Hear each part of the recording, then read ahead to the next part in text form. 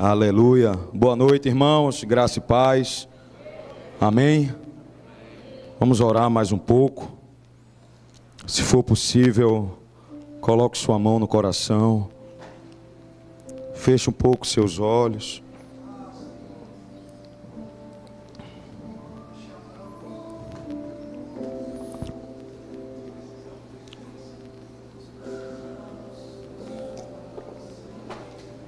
Aleluia.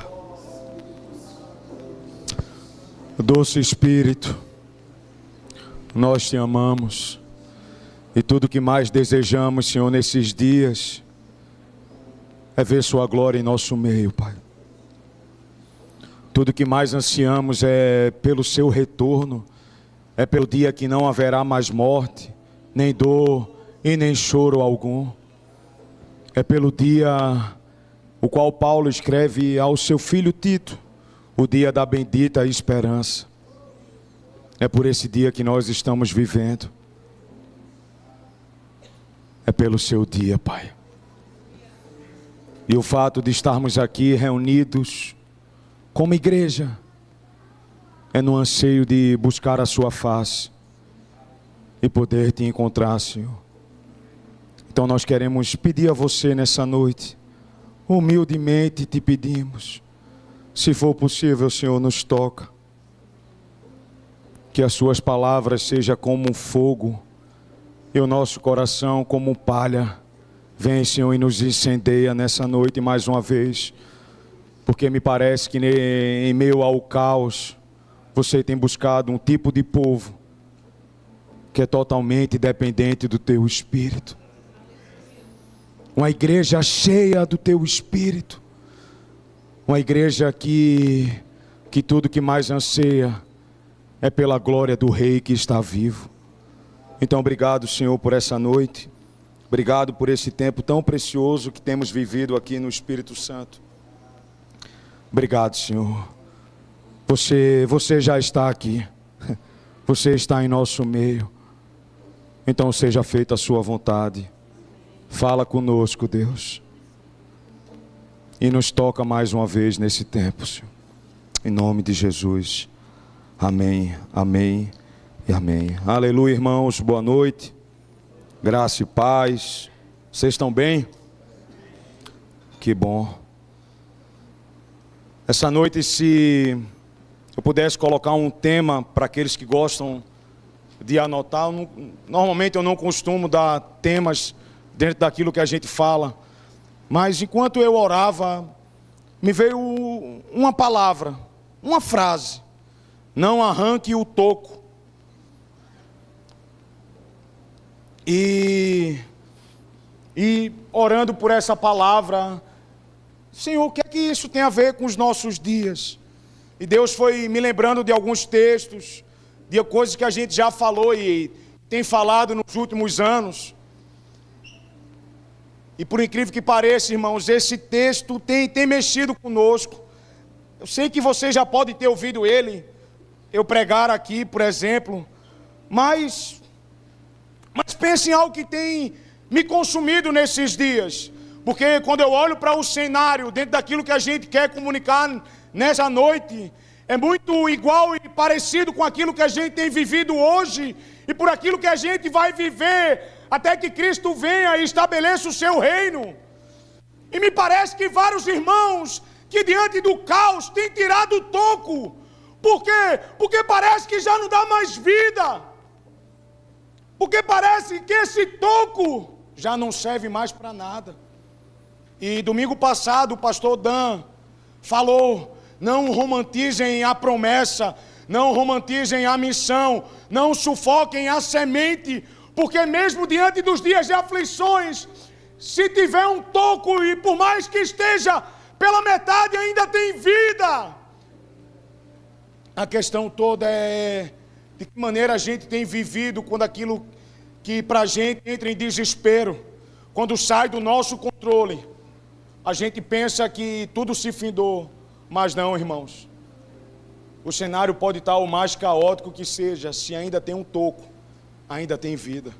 E mesmo que para os homens não floresça, no dia do Senhor há de florescer tudo aquilo que Ele semeou nessa estação e para o seu tempo.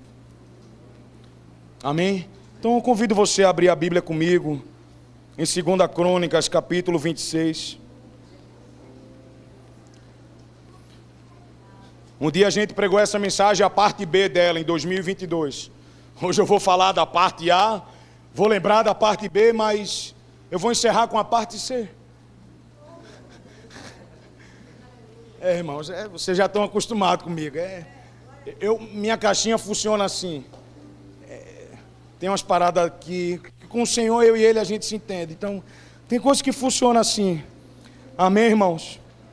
Todos abriram 2 Crônicas 26.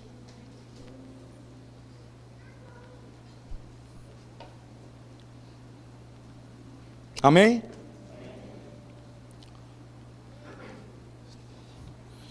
Versículo 1. Todo o povo de Judá tomou a Uzias, que era de 16 anos, e o constituiu rei em lugar de Amazias, seu pai. Se você voltar a alguns versículos anteriores e alguns capítulos atrás, a gente vai ler a história de Amazias, o pai de Uzias. E Russo, quem foi Amazias? A Bíblia diz que Amazias foi um rei e que fez tudo perante o Senhor, mas não fez de todo o coração. E que em seus dias, por mais que ele venceu o exército, ele devotou a sua vida a um Deus chamado Edom. E por causa disso, Deus liberou juízo contra Amazias. E sabe como é que Amazias terminou os seus dias? Ele terminou os seus dias fugido. Não tem mais relato sobre ele na história. Então Amazias, pai de Uzias, foi morto. Por quê? Porque ele negociou. Ele não fez de toda a inteireza. Ele sufocou e matou a boa semente. Ele pegou aquilo que Deus deu a ele como arma e matou aquilo que ele tinha mais de precioso.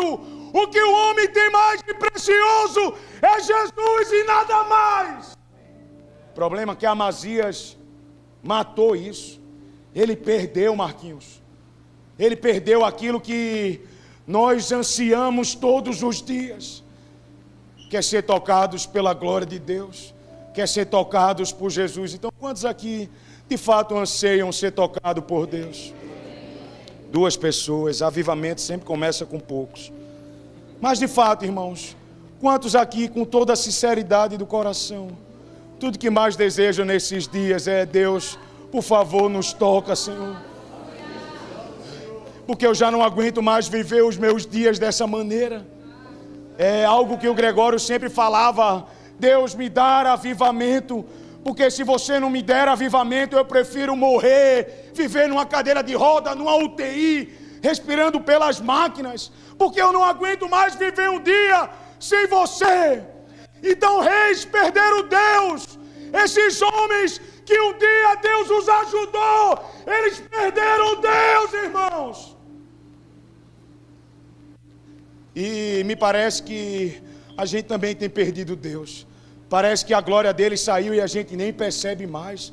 Parece que aquilo que a gente faz agora é sem ele. E a gente já não tem mais percebido Cristo. A gente já não tem sido mais tocado por ele. Por quê? Porque a gente não faz inteiro. Tudo é pela metade. Tudo é negociando. Tudo é romantizando as coisas. E que bom que Landro veio nessa noite, porque para um irmão que está há 23 anos em Portugal e já deve ter visto muitas coisas dentro da missão de Deus, é que para ele nada foi romântico, irmãos. Então, viver a missão de Deus não tem nada de romântico. E quantos aqui amam a missão de Deus? Essa noite tem um voo saindo para o Irã, uma passagem só de ida. Quem deseja ir?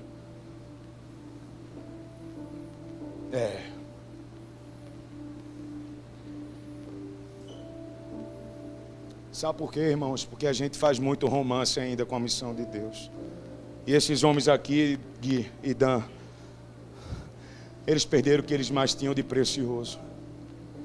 Amazias morreu e ele não teve um legado para ser como um exemplo para o seu filho. Porque legado é a maneira como você vai ser lembrado por causa da maneira que você vive. E sabe como é que Amazias terminou os seus dias? Morto. E a Bíblia vai dizer que não teve escrito nenhum mais dele, nem em Israel e nem em Judá. Então o povo de Judá estava desesperado, Everton. E agora, quem é que vai assumir o reinado? Quem a gente vai colocar? Quem é o sucessor? Quem vai assumir, Léo, esse reinado? Escolheram Uzias, um jovem, um guri de 16 anos, que reinou por 52 anos em Judá, irmãos. Ele era um guri. E a Bíblia vai dizer que ele foi constituído rei de Judá para reinar no lugar do seu pai, Amazias. Versículo 2. E ele edificou a Elate e restituiu a Judá. Por quê? Porque nos dias de Amazias foi destruído os muros, as portas, tudo porque um rei negociou, tudo porque nos dias de sair a guerra sempre tem alguém que está ficando no palácio. Oh, amados irmãos, são dias de guerra, então pelo amor de Deus, não vai dormir no palácio, cara. Não fica no palácio, não fica passeando pelas ruas de bobeira, porque um dia Davi também passeou e dançou, meu irmão. Então em dias de guerra não dá para ficar dormindo no ar-condicionado, não dá para comer fast food, não dá para ficar se alimentando de si mesmo. Em dias de guerra, o posicionamento é de combate, não é de menino. Então para de meninice, porque esses homens eram reis e perderam, Marlon. Perderam o que a gente deseja, eles perderam Deus. Eles perderam a visitação, eles perderam a glória, eles mataram a semente. E no domingo passado, o pastor Dan foi muito incisivo nessas coisas. Quantos estavam aqui? Ele falou muito sobre isso ou não, irmãos? E ainda terminou com os 4 tipos de C, né? Compromisso, sejam constantes. E os outros 2 que agora não lembro. Mas o que me marcou naquele domingo foi: oh, se Deus deu uma boa semente, o que nós temos feito com ela? Será que a gente vai terminar os dias como terminou Amazias? Será que a gente também vai ser um tipo de rei como Uzias? Ou se a gente vai terminar os nossos dias como Paulo? Oh, Timóteo, eu combati o bom combate, eu completei a carreira, Timóteo. Ô Timóteo, sabe aquela coroa que eu falei? Agora eu vou receber, Timóteo. Porque diante dos dias de aflições e caos, diante de meio à corrupção dos homens maus, os meus olhos sempre estiveram em Cristo. Então os nossos olhos precisam voltar para Ele urgente. Então Judá, o povo, escolheu Uzias, escolheu um menino, filho de Amazias. E acompanha comigo essa história. Essa vai ser a parte A dessa noite. Prometo que não vou demorar. Mas se eu demorar, aguarda mais um pouco, porque ele está vindo. Ele restituiu a Judá. Estou no versículo 2 ainda. Depois que o rei descansou com seus pais. Uzias tinha 16 anos quando começou a reinar e reinou por 52 anos em Jerusalém. O nome da sua mãe era Jecolias de Jerusalém. Então Uzias ele foi estabelecido em uma cidade que nos dias de Salomão foi a cidade marítima mais importante que tinha naquele tempo. Uma cidade onde movimentava todo o recurso. E que por conta do seu pai Amazias, tudo aquilo que Davi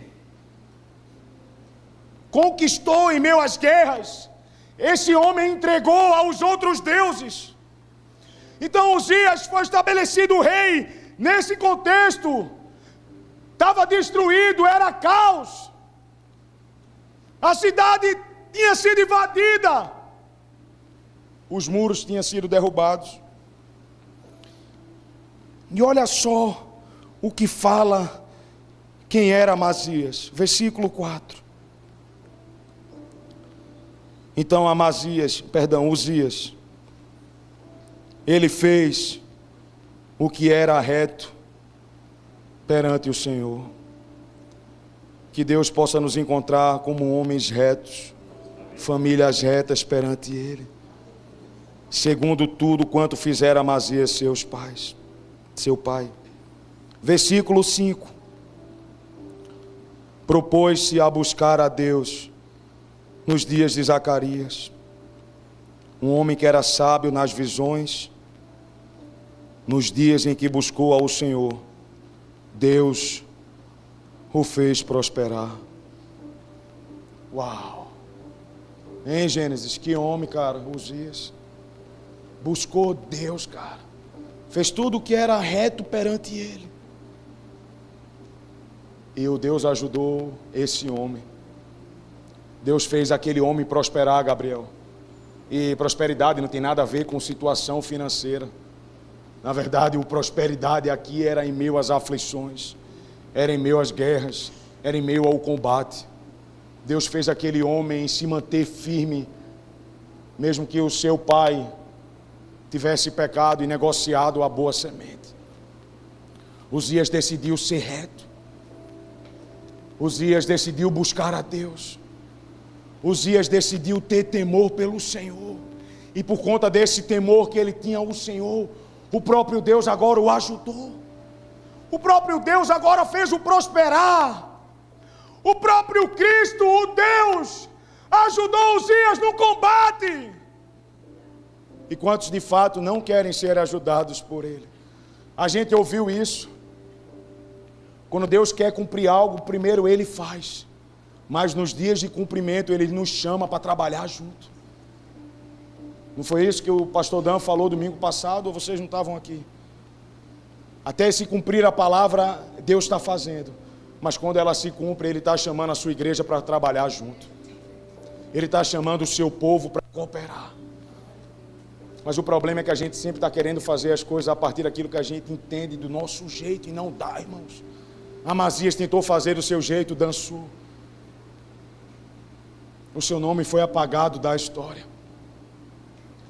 Mas esse menino Uzias começou a buscar a Deus, começou a fazer tudo o que era reto perante a Cristo, de toda a pureza do seu coração, de toda a integralidade que ele tinha para fazer. E Deus está procurando esse tipo de povo, homens e mulheres retos, que o busquem, que o temem. Porque santidade ao Senhor é a marca da geração desses dias. É a marca de uma geração, de um povo que está totalmente desesperado por Ele. Então Deus fez Uzias prosperar. E em que Uzias prosperou? Versículo 6. Saiu e guerreou contra os filisteus. E ele quebrou o muro de Gate, o de Jabane, o de Asdod. Uau! E edificou cidades nesse território, entre os filisteus. Versículo 7, como é que está aí na sua Bíblia? Deus o ajudou contra os filisteus. Uau! Assim tem sido Deus conosco, não é verdade? Ele tem nos ajudado nesses dias, porque em dias de cumprimento, o trabalho da igreja não se faz sozinho, é um trabalho de muitas mãos. E Deus chama um tipo de homem coletivo para que nesse tempo a gente possa cooperar juntos. E Deus vai nos ajudar, irmãos. Ele vai conosco e Ele vai à frente. Mas a pergunta dessa noite é: como é que está o nosso coração em relação a isso? Como é que tem estado o nosso estilo de vida mediante os dias de aflições e guerra? Quinta-feira a gente teve uma aula totalmente bíblica, escatológica, olhando para um cenário do tempo do fim, olhando para os dias que antecedem o retorno de Cristo. E naquela quinta parece que Deus estava falando assim: ô igreja, qual o tipo de coração que vocês têm tido nesses dias? Porque se a gente olhar para o cenário atual, a gente perde total esperança. Mas se a gente olhar para aquele que é a bendita esperança, a gente sabe que ele não perde nenhuma batalha. A gente sabe que o rei que está vivo, ele vai vir e vai reinar para sempre. O problema todo está em nós, em mim. Pior dos pecadores, e entre vós o maior dos pecadores. Assim era aquele homem chamado Paulo. Um homem que gastou a sua vida por causa da glória de Deus, Bruno. E não mudou por nada, mesmo em meio aos dias de aflições. Mesmo em meio aos dias de caos. Mesmo em meio aos dias de guerra. Então, amados irmãos, mesmo em meio aos dias de aflições, jamais matem a boa semente. Não arranquem o toco. Não retirem as raízes. Porque se isso foi o Senhor que plantou, em uma hora há de florescer. Aleluia. Glória a Deus. Uma hora, aquilo que para a gente está morto, há de trazer vida novamente. E qual é o nosso papel? O nosso papel é continuar regando com lágrimas.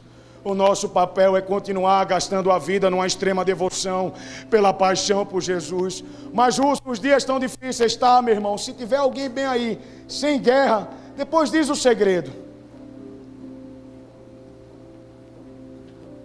Mas a única diferença é que para aqueles homens que se posicionam em meus dias maus, é que eles estão continuando olhando para Cristo. Os seus olhos estão contemplando a beleza da sua face.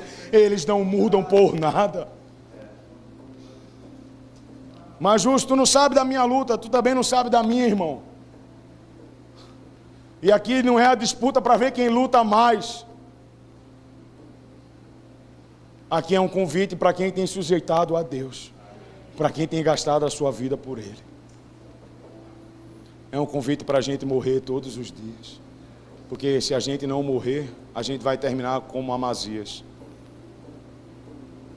um rei que perdeu Deus. Um rei que devotou a sua vida a outros deuses. Um rei que não deixou um legado para o seu filho. Um rei que perdeu o que mais amamos, a glória dele. E aqui está Uzias, sendo ajudado por Deus. Então Deus o ajudou contra os filisteus, contra os arábios que habitavam em Gur-Baal, e contra os meunitas. Deus estava ajudando aquele homem a aniquilar os inimigos de Judá.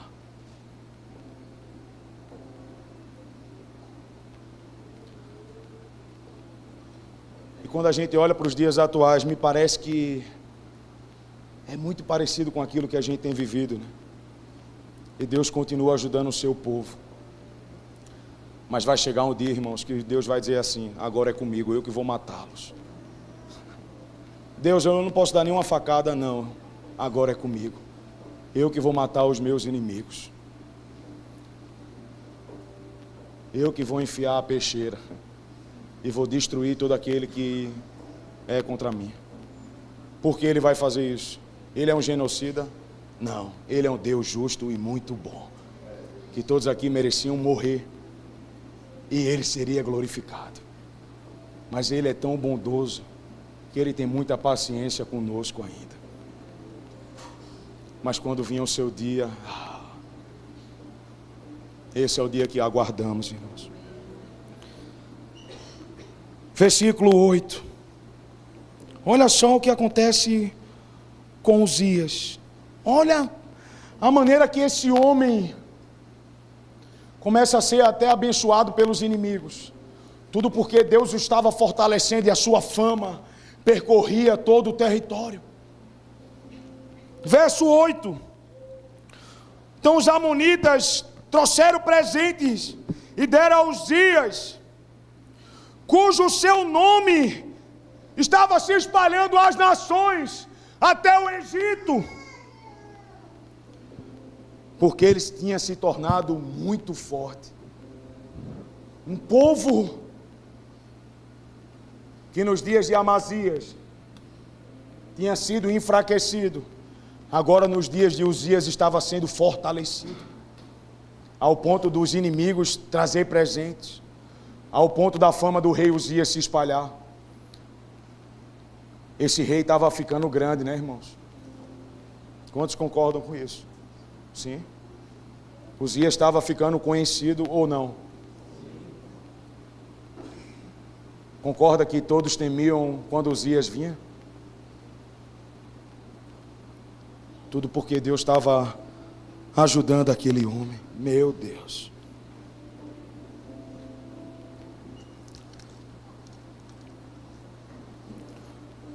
Então também Uzias, olha só o que ele começa a fazer. Um arsenal de guerra.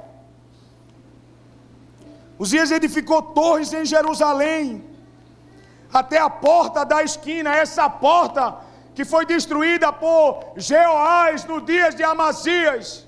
Depois leia lá em 2 Reis 14 ou 16. Esse homem que invadiu aquelas terras, ele destruiu os muros, destruiu essa porta, estava em ruínas. E Uzias restaurou, edificou mais uma vez. Porque em dias de guerra, Deus vai levantar um tipo de homem que através do seu espírito vai edificar lugares que estão em ruínas mais uma vez. Vai trazer vida sobre aquilo que está morto. O próprio Senhor, através do profeta Isaías, profetizou que ele restauraria tudo aquilo que estivesse em ruínas. Então Deus começou a usar a vida de Uzias para restaurar Judá, a fortalecer aquele povo, a fortalecer aquela nação. A porta da esquina, a porta do vale e até a porta do ângulo, ele as fortificou. Verso 10. Também no deserto edificou torres, cavou cisternas. Só quem foi para o sertão sabe o que é cavar poço em lugares secos, onde não tem água, onde não tem vida. Meu amigo, o sertanejo pula, cara, quando ele vê água, onde aquela máquina está furando, e de repente, puf, a água voa, cara. Parece que é avivamento para eles. Então fico pensando, Uzias no sertão, cavando cisternas, edificando torres. Vocês notam que aqui é uma estratégia de guerra, uma arma de combate, que me parece que Deus está falando conosco já tem tempo sobre isso. A arte da guerra, a maneira correta de combater o bom combate. E parece que ele está repetindo essas coisas. Por quê? Porque parece que a gente não aprendeu ainda. A gente insiste em guerrear com as armas carnais. A gente ainda insiste em guerrear com as armas emocionais. Não dá, irmãos. Não tem jeito. A gente vai perder. Mas se a gente se sujeitar ao rei, que nunca perdeu uma batalha, por mais que a gente perca muitas coisas e sofra, a gente vai ter a esperança nele.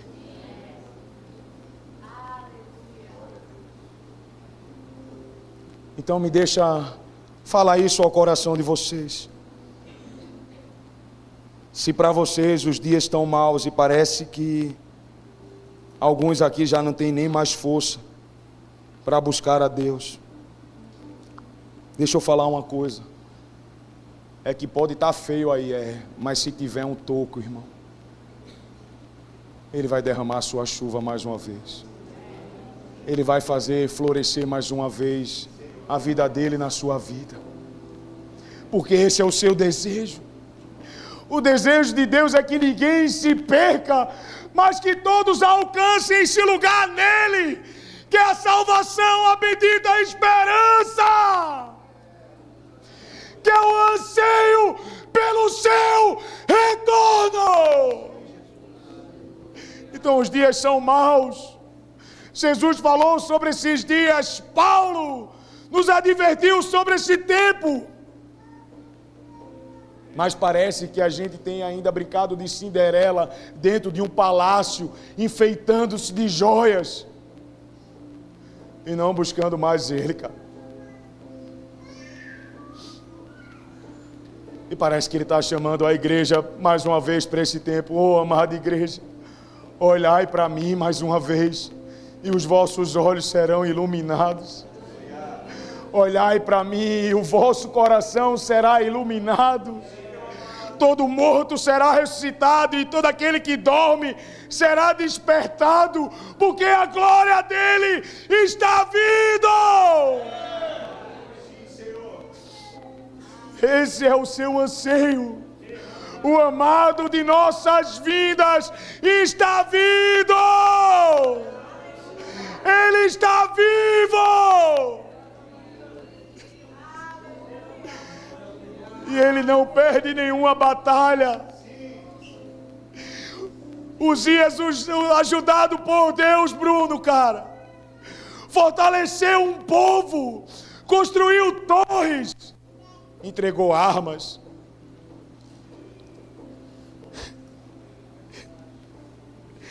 Ele tinha um exército muito forte, irmãos.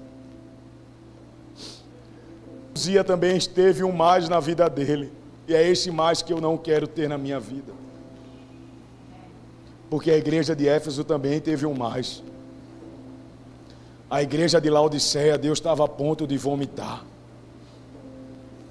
E antes de vir para cá, eu orando, parece que eu comecei a sentir náuseas de mim mesmo. Eu fiz, Deus, cara, você quer me vomitar, Deus. Que sentimento é esse, Pai? Por que você não vomitou a gente ainda? Que eu não morri como Ananias e Safira diante dos dias de avivamento. Aí parece que ele vira para mim, ô Russo, segura aí, cara. Eu vou derramar a minha glória, filho. Aguenta mais um pouco, porque eu estou vindo.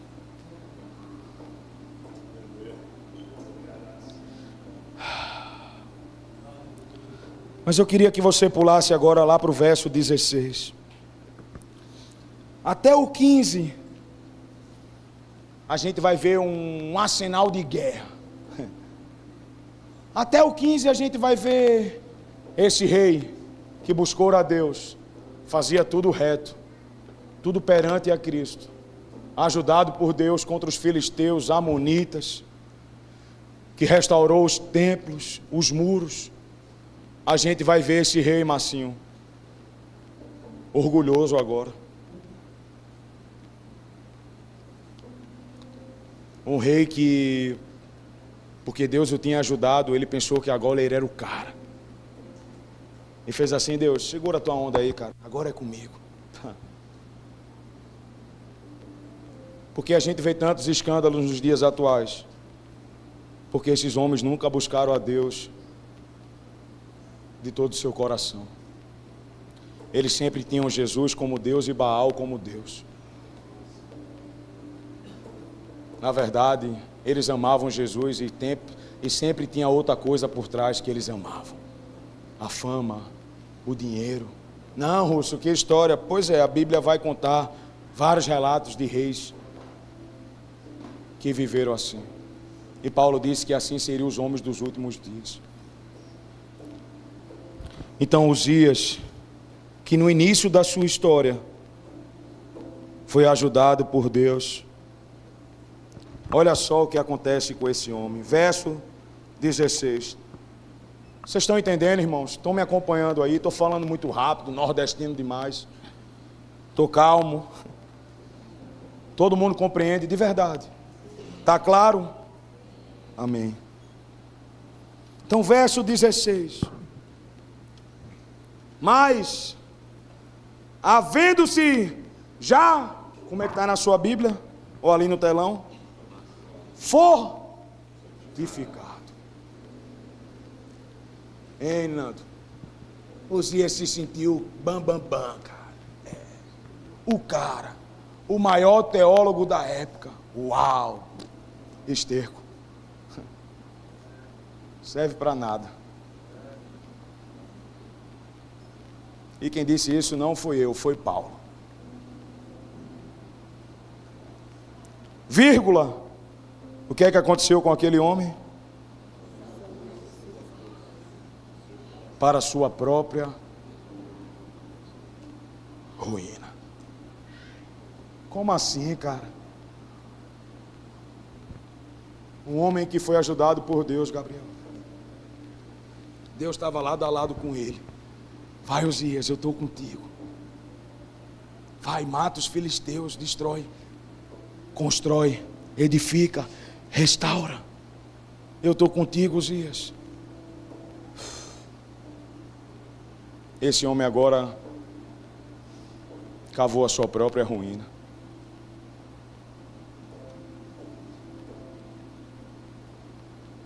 Sabe por quê, irmãos?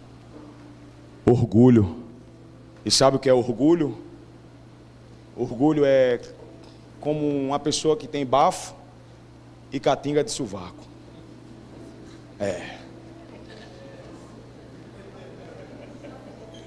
Ele sabe que até tem, mas ele precisa de alguém para denunciar.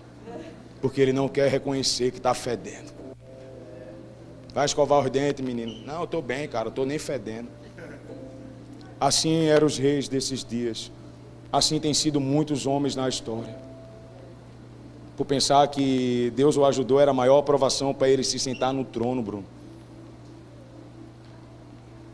E agora, porque ele já tinha sido fortificado, ele já não precisava mais de Deus, Marlon.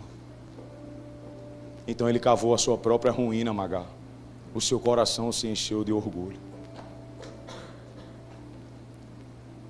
O interessante é que essa história vai terminar, essa parte A, com Deus que ajudou aquele homem, matando aquele homem.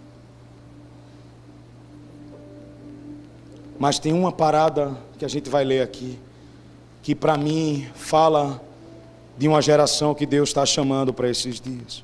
Mas acompanha só. Ele cavou a sua própria ruína. Ele cometeu transgressões contra o Senhor. Ele feriu a lei do seu Deus.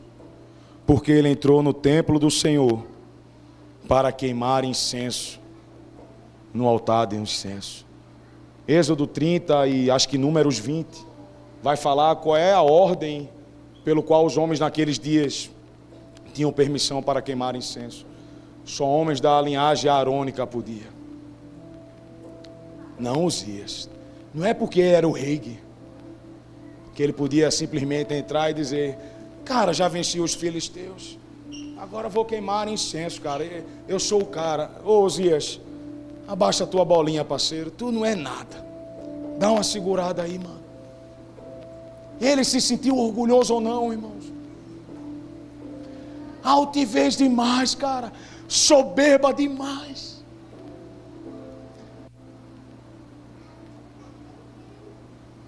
E como a gente tem um Deus que não divide a sua glória com ninguém, Deus fez: Uzias, aqui tu dança, cabeça na bandeja. Não porque tu me serviu, é porque eu te matei mesmo. A decisão de ter uma cabeça na bandeja, seja por Cristo ou sem Cristo, tudo vai depender do nosso estilo de vida. Porque aqui estava um rei que decidiu queimar incenso. Versículo 17. Para mim, Dan, essa é a galera que Deus está chamando nesses dias. Porém, o sacerdote Azarias entrou após ele, com 80 sacerdotes, homens de firmeza, caba macho, arretado, que não tem medo de nada. Aquele nordestino brabo que vai estar no escuro, vai estar usando lamparina, vai estar com a peixeira, meu irmão, tirando o cacto e bebendo a água do mandacaru. Comendo até os espinhos se for possível. Esse é um nordestino, irmão, que come farinha com água e toma banho no rio, e que não tem medo dos dias de aflições. Mas nesses dias, Deus está procurando homens de firmeza, homens que possam olhar um para o outro e dizer: a gente é melhores amigos, mas o meu melhor amigo morreu por mim. Então, meu irmão, tu pecou contra ele, se arrepende dos teus pecados. E quem ficar ofendido, me desculpa, cara, morra. Não tem nem o que te pedir perdão, é a Bíblia, se ofende com Deus, não comigo.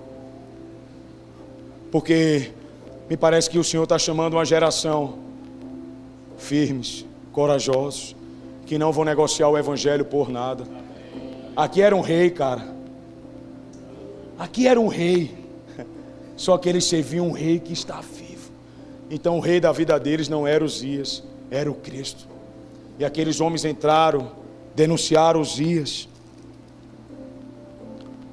resistiram a Uzias e disseram: a ti, Uzias, não compete queimar incenso perante o Senhor, mas os sacerdotes, filhos de Arão, que são consagrados a essa obra, sai do santuário, porque você transgrediu.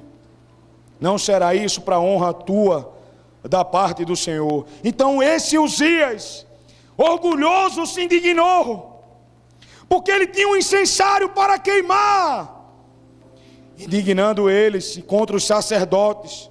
O que é que aconteceu com Uzias? Uma lepra, meu irmão. Essa era a marca que Deus estava dizendo: fosse reprovado, fosse pesado na balança e fosse achado em falta. Lepra. E a lepra onde? Tinha como ele ver? Não. Ele dependia sempre de alguém. Esses são os orgulhosos. Os homens orgulhosos dependem dos outros. Por isso que a vida da igreja é um lugar da verdadeira comunhão, onde a gente suporta a catinga de morto um do outro. Mas a gente não tem problema também de dizer: vai tomar banho, irmão. Vai escovar os dentes. Na verdade, vai buscar o Senhor.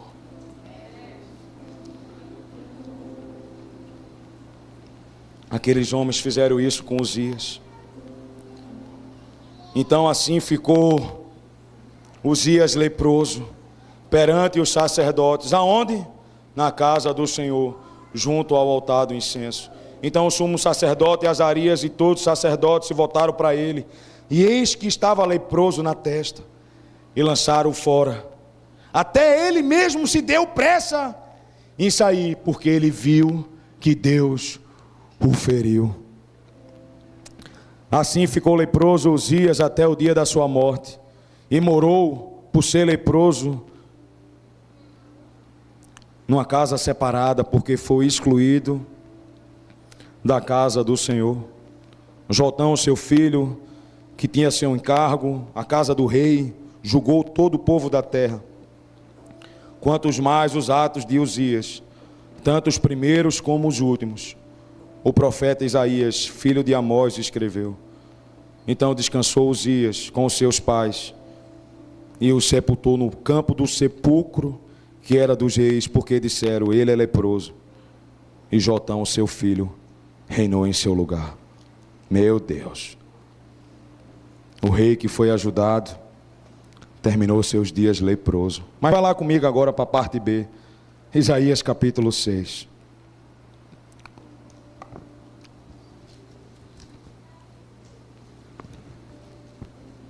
Até aqui tranquilo, né, irmãos? Amém. Quem foi que contou a história de Uzias? Quem? A história diz que Isaías já profetizava diante da corte do rei Uzias. Na verdade, alguns historiadores dizem que Isaías tinha uma familiaridade com Uzias.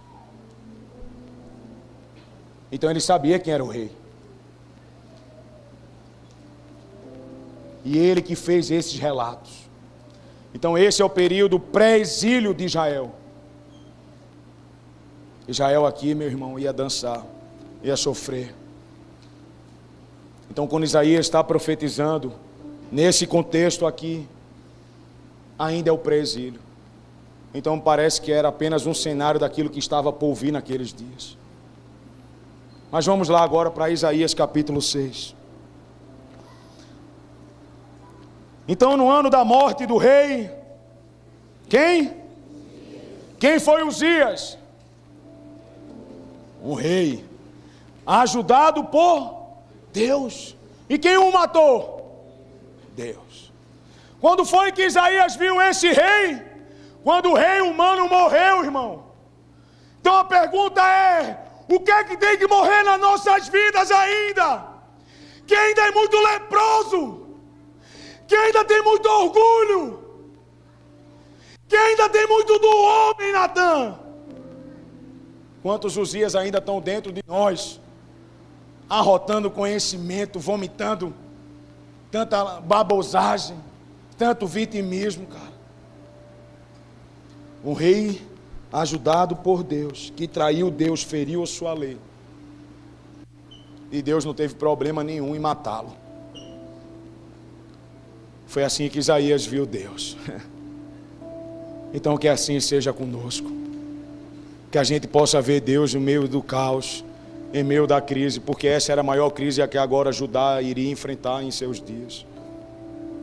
Porque depois de Uzias só veio reis ruins, cara. Jotão, Acais, homens que roubaram os utensílios da casa de Deus e trouxeram utensílios do Egito. Mas Deus sempre levanta um tipo de homem ferido com sua glória nesse cenário. Homens que não vão arrancar o token nem negociar a mensagem por nada. Homens que mesmo nos dias de aflições não vão mudar para agradar a ninguém. Então Uzias viu Deus no ano da morte. Isaías viu Deus quando Uzias morreu. Isaías viu Deus assentado no mais alto lugar. E ele viu as abas das suas vestes enchendo o templo. O salmista no Salmo 104 vai dizer que essas abas, esse manto, traz luz, era a sua glória. Isaías estava vendo Deus em toda a sua beleza e poder. Mas primeiro foi necessário Uzias morrer. Então aqui Isaías não estava mais servindo a um rei humano. Isaías agora estava servindo um rei que está vivo e que em breve virá. E ele continua dizendo, versículo 2, que serafins estavam por cima dele, e que aqueles serafins tinham 6 asas, com 2 voava, com 2 cobriam seus pés, com 2 cobriam seus rostos, porque eles tinham vergonha da santidade. Seres que nunca pecaram, se esconderam dele. Já Uzias não, quis roubar a sua glória. Negociou, porque sua fama percorreu as nações. Quando a fama de Cristo começou a percorrer, o que é que ele fez? Não diz que foi eu não, cara. Eu? É meu pai. Não, mas não, eu não. Vem cá, pega para a multidão. Não, peraí que eu vou pegar o barquinho, eu vou me encontrar com Deus. Não, Senhor, tem uma multidão te procurando. Eu vou ficar com ele. Mas, Senhor, posso dizer que foi tu que me curou? Não, relaxa aí. Quando chegar o momento, eu mesmo vou ser revelado. João Batista, quando quiseram dar a fama a ele, o que é que ele fez? Eu não, que ele cresça. Mas sabe qual é o problema dos nossos dias? É que a canção tem sido que ele cresça e que eu cresça junto. Que ele apareça e eu também suja. Por quê? Porque eu não amo apenas Cristo. Eu amo a Cristo e algumas coisas. Mas no ano que Uzias morreu, Isaías morreu junto. Porque o rei, aquele profeta que profetizava o ai dos outros, ia começar a profetizar o ai de mim. Eu estou perdido, porque meus olhos viram um rei. Isaías, um homem totalmente tocado pela glória, pela santidade. Ele viu aqueles serafins cantando uma canção que até hoje canta que é santo, santo é o Senhor, toda a terra está cheia da sua glória. E ele via as bases do limiar se movendo, a voz do que clamava, e toda a casa se enchendo de glória. Isaías viu Deus. E quantos desejam ver Deus? Então que essa noite todos os dias morra, que essa noite todos os dias que há vivo dentro de nós possa ser sepultado hoje. Na última escola de missões no sertão, a gente foi dar uma aula, e a aula foi enxada, caixão e areia. Cave seu próprio buraco e se enterre vivo, morra para si mesmo todos os dias, porque a vida com Cristo é uma ótima oportunidade para você perder algumas coisas. Porque não há romance na promessa, não há romance na semente, não há romance no cumprimento dela. E todo aquele que decide romantizar a missão de Deus, hoje está perdido nas nações, tendo que limpar banheiro de McDonald's, e nada contra isso, todo trabalho é digno. Mas perderam Jesus, né, Landro? Foram para ganhar dinheiro e nem sequer conseguem voltar mais para casa. Mas ainda creio, meu amigo, que a gente vai ver essa galera tocada mais uma vez. Como eu creio que Deus vai tocar as nações. Como eu creio que os gravetos que a Lana viu sendo construído, como a gente vai ver esses gravetos bem fundamentados. Como eu creio numa restauração na nossa nação, Dan. Homens e mulheres que um dia queimaram nas casas de oração por aí, voltando a andar juntos. Tudo porque a glória dele está vindo. Tudo porque a glória do rei que está vivo está vindo mais uma vez. Como eu creio que irmãos vão tirar as máscaras e vão dizer: ai de mim!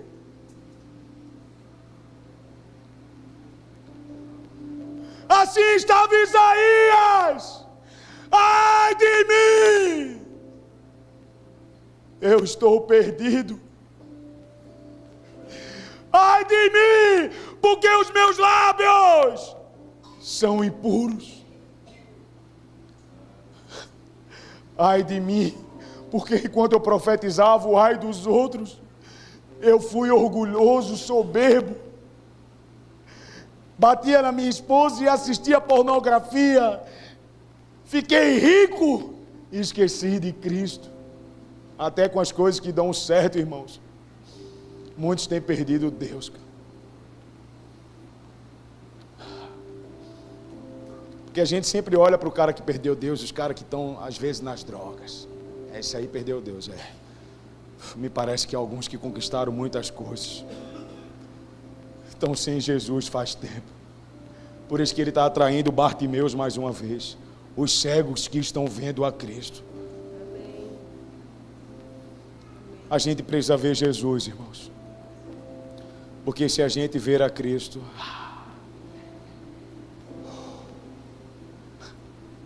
a gente vai ter a esperança mesmo em meio a esses dias. Versículo 6, então os dos serafins voou para mim. Eu vou entrar na parte do toco, aguarda aí, está chegando, vocês vão entender.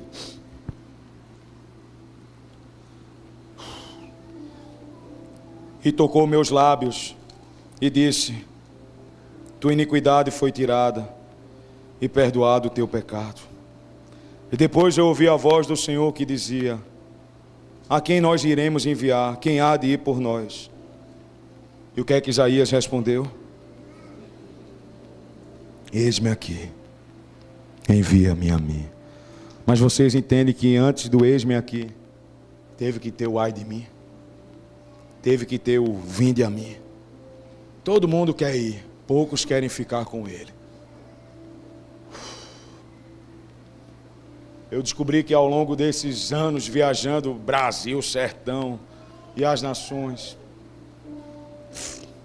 isso não é nada, irmãos. É só viagens, aeroporto, ir para outros lugares. Eu descobri que o melhor lugar para estar é estar aos pés dele. Esse é o lugar mais alto, aos pés de Jesus. Porque se a gente estiver nesse lugar, não tem espaço nenhum para vaidade, não tem espaço nenhum para orgulho, não tem espaço nenhum para o meu eu. Então Isaías ouviu essa voz e disse: envia-me a mim. Mas vamos entrar agora no toco. Vocês vão entender. Não estou ficando tão doido não. Mas como Paulo disse, suporta as minhas loucuras. Versículo 9. Isso aqui eu nunca preguei essa parte. Aqui em 2022 eu preguei até o 8. Então essa é a parte C agora. É a parte do encerramento. Na verdade, da continuação. Porque Deus está nos chamando nesses dias para escrever uma história com Ele. Então disse ele: vai e diz a esse povo: ouçam, ouçam, e vocês não vão entender. Vejam, vejam, e vocês não vão perceber. Isso era o juízo de Deus sobre a casa de Israel.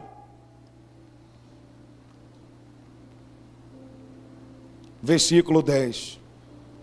Torna insensível o coração desse povo. Meu Deus, que envio missionário legal, né?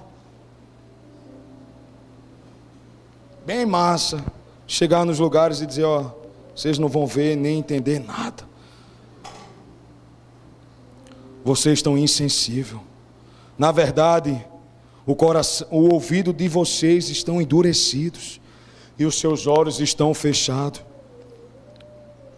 para que não venha ele a ver com os olhos e a ouvir, e com os ouvidos a entender, e a entender com o coração, e se converte e seja salvo. Meu Deus, espera aí, cara.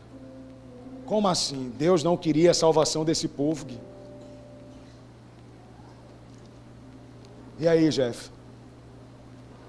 O que é que Deus estava falando com isso? Vamos lá, aqui é uma casa de profetas e mestres. Hein? O que é que vocês acham? Como assim? Deus está enviando um missionário para pregar a sua mensagem, e a mensagem é para que eles não sejam salvos. O que é que a casa de Israel cometeu, Dan? Qual foi a transgressão daquele povo?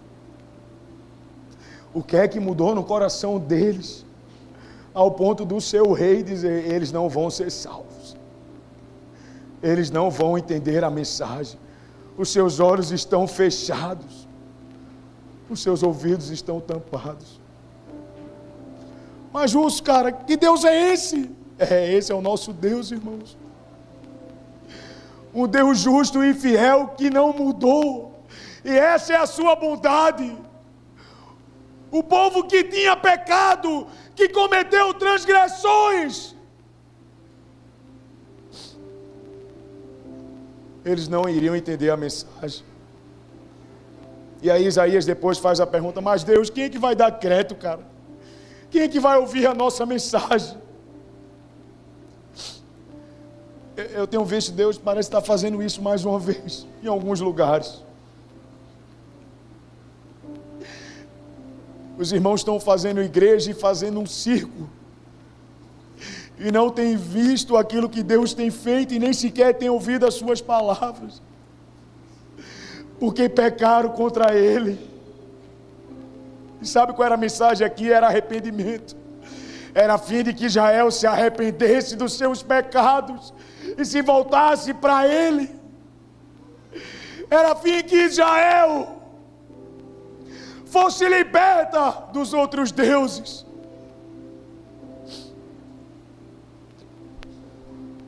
Dura é essa mensagem. Muitos já me abandonaram. Vós também vão deixar de me seguir? Essas são as palavras de Jesus para os seus discípulos.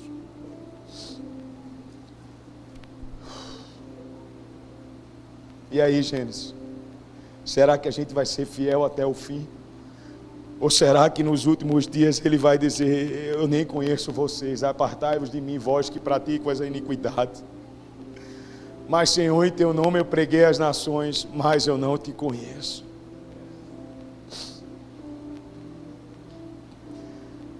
Essa era a missão de Isaías, irmãos.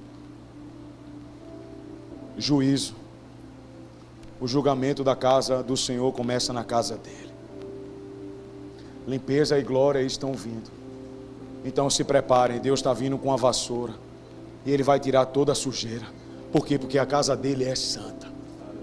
Tudo aquilo que é impuro não vai ficar. Ele mesmo vai remover. Então o convite dessa noite é: se purifique, se santifique e se arrependa. Versículo 11. Então eu disse: até quando, Senhor? E ele respondeu: até que sejam desoladas as cidades e fiquem sem habitantes, as casas fiquem sem moradores e a terra seja toda assolada. Isso aqui é período pré-exílio. Era aquilo que iria acontecer nos dias de Israel, quando Babilônia entrasse. E o Senhor afaste dela os homens, e no meio da terra seja grande o desamparo. Pode passar. Mas, se ainda ficar a 10ª parte dela, tornará a ser destruída. Como terebinto e como carvalho, dos quais, depois de derribados, ainda fica o toco. E o que é o toco? Vamos ler melhor. Mesmo que tudo seja derrubado, a semente santa, que é Cristo, ainda ficará em vosso meio. Por isso que não removam Cristo. Não tirem Cristo do meio de vocês. Porque por mais que as coisas estejam em caos, apatia, frieza, indiferença, ainda tem um toco no meio da cidade. E esse toco é Jesus. Esse toco é a semente santa. E para encerrar, prometo, vai lá em Isaías 11, para a gente orar.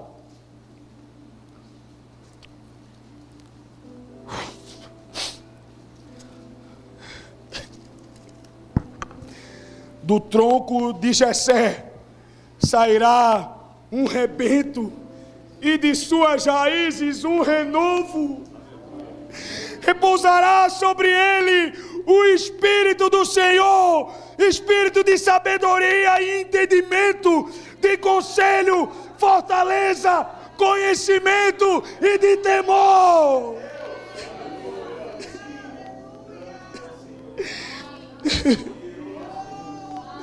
Por isso, irmãos, não removam o toco. Ele é a semente santa. Cristo está vivo. E Ele vai derramar o seu Espírito. Ele vai trazer renovo. Ele vai restaurar todas as coisas.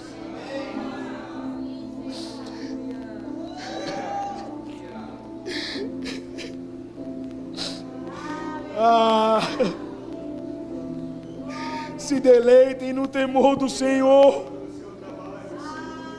Ele não julgará segundo a vista dos seus olhos, nem repreenderá segundo o ouvido dos seus ouvidos, mas julgará com justiça os pobres e decidirá com equidade a favor dos mansos da terra.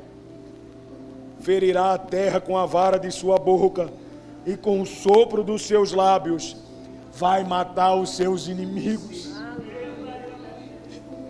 A justiça será cinto nos seus lombos, firmeza, e a fidelidade o cinto dos seus rins. Uau! E aí é a coisa mais linda, cara, para gente que ama avivamento.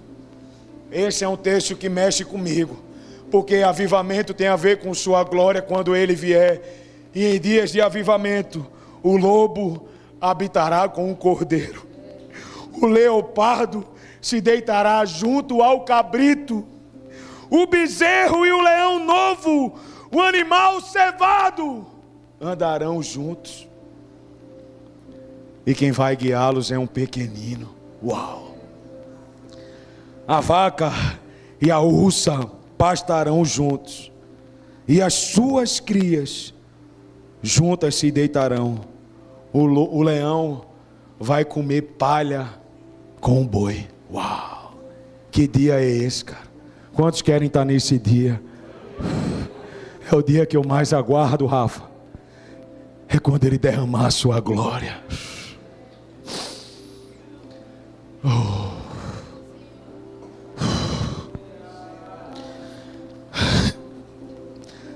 A criança de peito, Amadá, que acabou de nascer, brincará sobre a toca da áspide, e já o desmamado meterá a mão na cova do basilisco, e não se fará mal nem dano algum em todo o meu santo monte, porque a terra se encherá do conhecimento do Senhor, como as águas que cobrem o mar.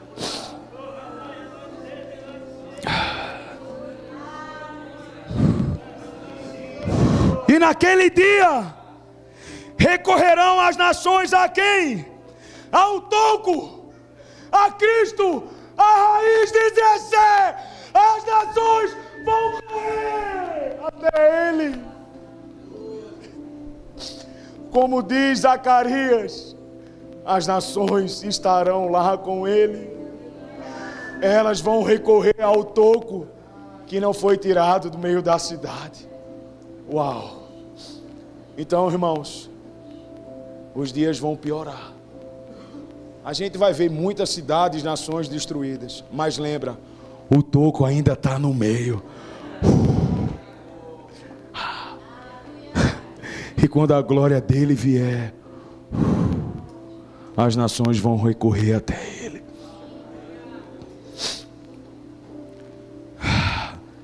A raiz de Jessé que será posta por estandarte dos povos, a glória lhe será a morada. Aleluia. Então naquele dia o Senhor tornará a estender as mãos para resgatar o restante do seu povo que for deixado da Síria, do Egito, de Patros, da Etiópia, de Elão, de Sinar, de Emate e das terras do mar. Quem esteve aqui em quinta-feira sabe o que a gente está falando. Levantará um estandarte para as nações, ajuntará os desterrados de Israel e os dispersos de Judá, recolherá desde os quatro confins da terra. Vai se afastar a inveja de Efraim, que Israel e os adversários de Judá serão eliminados. Israel, Efraim, não invejará Judá, e Judá não vai mais oprimir Efraim. Antes voarão para sobre os ombros dos filisteus ao ocidente, juntos despojarão os filhos do oriente contra Edom e Moabe. Lançarão as mãos, e os filhos de Amon lhes serão sujeitos. O Senhor destruirá totalmente o braço do mar do Egito, e com a força do seu vento moverá a mão contra o Eufrates, ferindo, dividindo até 7 canais, de sorte que qualquer o que atravessar de sandálias haverá caminho plano para o restante do seu povo que for deixado da Síria, como houve para Israel no dia que subiu para o Egito. Aleluia. Isso aqui é apenas um vislumbre do que está para acontecer. Por isso que eu queria deixar essa mensagem com muito amor e temor a vocês. É a mensagem de boas-vindas. Muito obrigado. Amamos vocês. E eu creio que a gente vai ver a glória dele tocar a nossa nação. A gente vai ver aqueles pequenos gravetos se transformando num firme fundamento para enviar um tipo de povo a socorrer as nações da terra. Por isso que, amados irmãos, eu sei que para alguns está difícil, cara, eu sei disso, mas ainda tem um toco na sua vida, e esse toco, ele tem vida, irmãos. Por isso que essa noite é um convite a quê, Russo? É um convite a você semear nesse toco a raiz de Davi, que é Jesus, porque Ele vai derramar a sua glória, e quando Ele vier não haverá mais mal algum, quando Ele vier não haverá mais morte, Ele vai derramar a sua glória.